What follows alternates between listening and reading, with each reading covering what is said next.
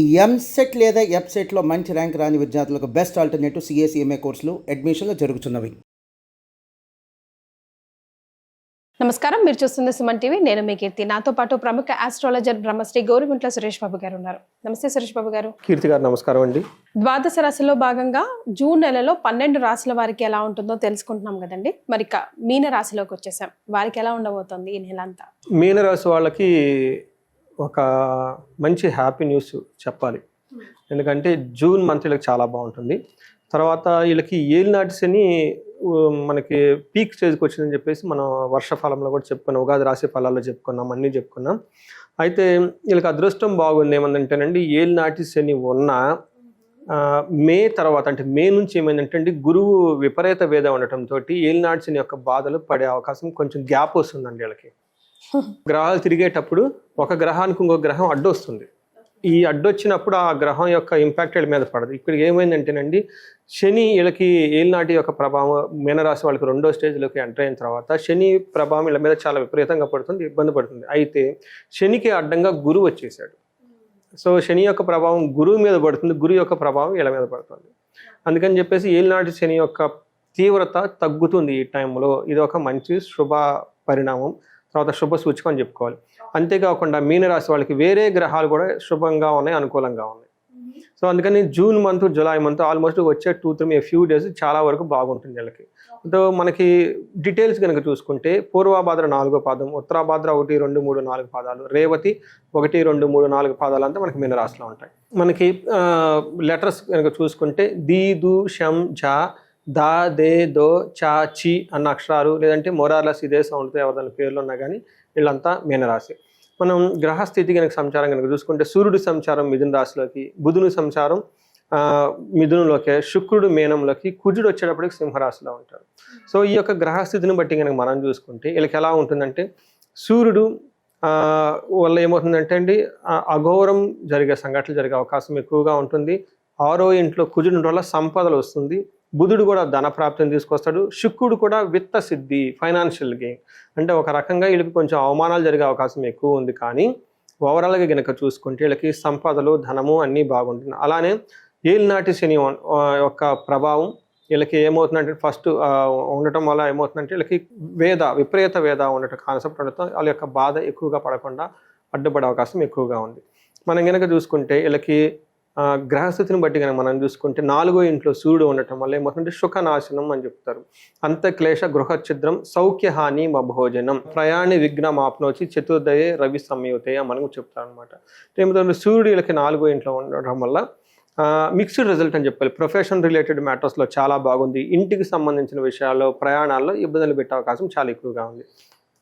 అలానే కుజుడు కనుక మనం చూసుకుంటే వీళ్ళకి 6వ ఇంట్లో ఉండటం వల్ల ఉన్న ప్లేస్ ప్రకారం చాలా బాగా ఉంటుంది. మిక్స్డ్ రిజల్ట్ ఇస్తూ ఉంటారని చెప్పాలి.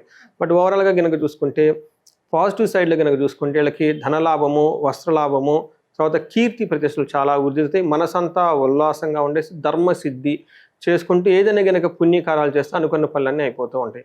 మనకేం చెప్తారు, వస్త్రలాభో, ధనలాభో, ధాన్యలాభో, యశోలాభ. అంతేకాకుండా మనల్లాసో ధర్మసిద్ధి షష్టమస్తే భవేత్ కుజ అని మనకు చెప్తూ ఉంటారు అన్నమాట సంస్కృతంలో. తర్వాత వీళ్ళకి నెగిటివ్ సైడ్లో ఏముంటుందంటే సపరేషన్, భార్యాభర్తల మధ్య కనుక ఏదైనా గొడవలు వచ్చి వాళ్ళు సపరేట్గా ఉండే అవకాశం ఎక్కువగా ఉంటుంది. తర్వాత అవమానాలు జరిగే అవకాశం ఎక్కువగా ఉంటుంది. ఇది కుజుడు. సూర్యుడు కూడా మిక్స్డ్ రిజల్ట్ ఇస్తున్నారు వీళ్ళకి, కుజుడు కూడాను పాజిటివ్ రిజల్ట్ ఇస్తున్నారు ఉన్న స్థితిని బట్టి. శుక్రుడు వీళ్ళకి విపరీతమైన యోగ్యతను ఇస్తూ ఉన్నాడు. చాలా డామినేట్గా మంచి విషయాలు సపోర్ట్ చేస్తూ ఉంటారు. మనకి సంస్కృతంలో మహర్షులు ఏం చెప్తారంటే, కుటుంబ సౌఖ్యం, ఆరోగ్యం, స్త్రీ సల్లాపం, యశత్కరం, దేహ సౌఖ్యం, వస్త్రలాభం, ద్వితీయ స్థానగే భృగు. 2వ ఇంట్లో భృగుడు ఉండటం ఏమవుతుందంటే కుటుంబం చాలా బాగుంటుంది, ధనం చాలా బాగుంటుంది. తర్వాత స్త్రీలతో చక్కగా మాట్లాడుతూ ఉంటారు. ఇఫ్ ఇట్ ఈస్ లేడీస్ కనుకైతే వాళ్ళ జాతకంలో పురుషులతో చాలా చక్కగా మాట్లాడుతూ ఉంటారు. ఇప్పటిదాకా ఏమైనా కనుక గొడవలు కానీ ఏమైనా ఉన్న ఆఫీసుల్లో కానీ వాళ్ళ మధ్య భేదాభిప్రాయాలు తిరిగి చాలా బాగుంటారు. సో తర్వాత దేహ సౌఖ్యం ఉంటుంది, వస్త్రలాభం కూడా చూపిస్తూ ఉంది వీళ్ళకి.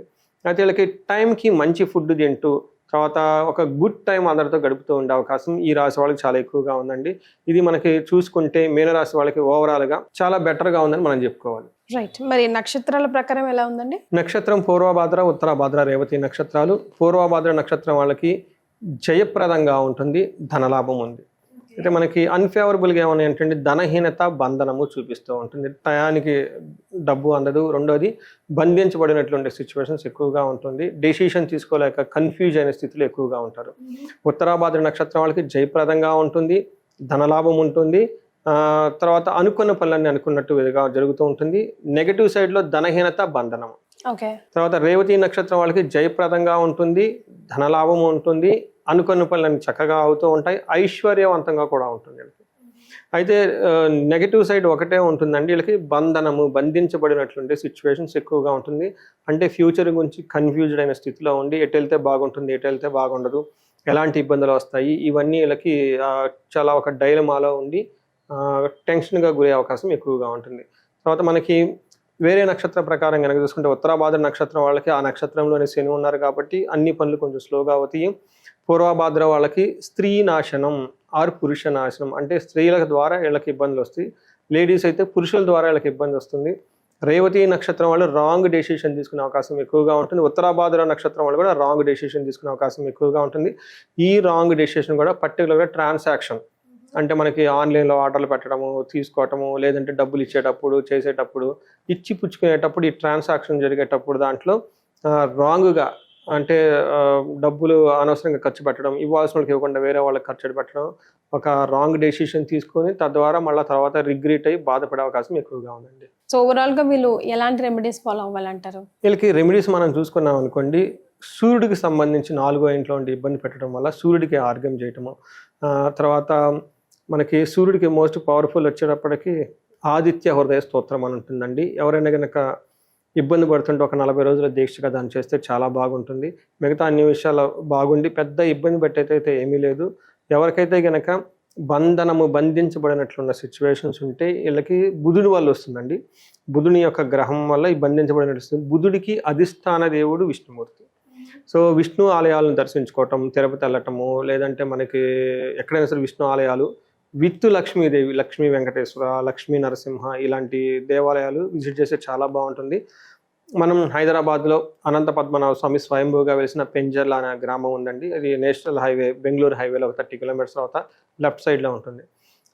ఇక్కడికి వెళ్ళినా కానీ అక్కడ టైం స్పెండ్ చేసి ఏదైనా కనుక పూజ అవన్నీ చేయించుకోగలిగి, వీలైతే ఆ గుడికి ఏదైనా కనుక డొనేషన్ చేయగలిగితే, అది గుడి కన్స్ట్రక్షన్లో ఉంది కాబట్టి, గుడి ఎక్స్పాన్షన్ అవుతుంది కాబట్టి, ఇలా కనుక చేయగలిగితే ఆ బంధించబడిన సిచ్యువేషన్స్ ఉండి చాలా బయటపడుతుంది. రెండోది బుద్ధుడు వచ్చేటప్పటికి మనకి మ్యాథమెటిక్స్, తర్వాత సాఫ్ట్వేర్ ఇంజనీర్స్, బిజినెస్ పీపుల్, తర్వాత ఎవరైనా సరే ట్రాన్సాక్షన్స్ ఎక్కువగా జరగాలి, ఇట్లాంటి పోయిట్స్ లైక్ యాంకరింగ్, మాట్లాడటం, ఇలాంటి కారకత్వాలంతా కూడాను బుధుడికి సంబంధించినవి. వీళ్ళంతా విష్ణుమూర్తిని కనుక ప్రార్థిస్తే వాళ్ళకి ఏమవుతుందంటే లక్ష్మీనారాయణ కృప వల్ల ఏమవుతుంది, చక్రవర్తిత్వం వస్తుంది అని శాస్త్రాల్లో చెప్పారండి. లక్ష్మీనారాయణ కనుక పూజిస్తే, అందుకని మన ఇంట్లో ఏమవుతుందండి, సీతారాముల్ది విత్ పరివారం పెట్టుకుంటారు చూసారండి, రాజ్యం చక్రవర్తిత్వం వస్తుంది, గ్రామ పెద్దగా ఉంటారు, 10 మంది వాళ్ళు చెప్పిన మాట వింటారని. సో అక్కడ మనకి ఉంది కాబట్టి విజిట్ చేస్తే ఈ బంధించబడినటువంటి ఉండే సిచ్యువేషన్ బయటపడి చక్కగా అన్ని అవకాశాలకు వచ్చే అవకాశం ఎక్కువగా ఉందండి. రైట్, చాలా సంతోషం అండి. మీన రాశితో పాటు ద్వాదశ రాశుల వారికి కూడా జూన్ నెలలో ఎలా ఉంటుంది, ఎలాంటి రెమెడీస్ ఫాలో అవుతే ఇంకా బాగుంటుందో తెలియజేశారు. ధన్యవాదాలు. ధన్యవాదాలండి.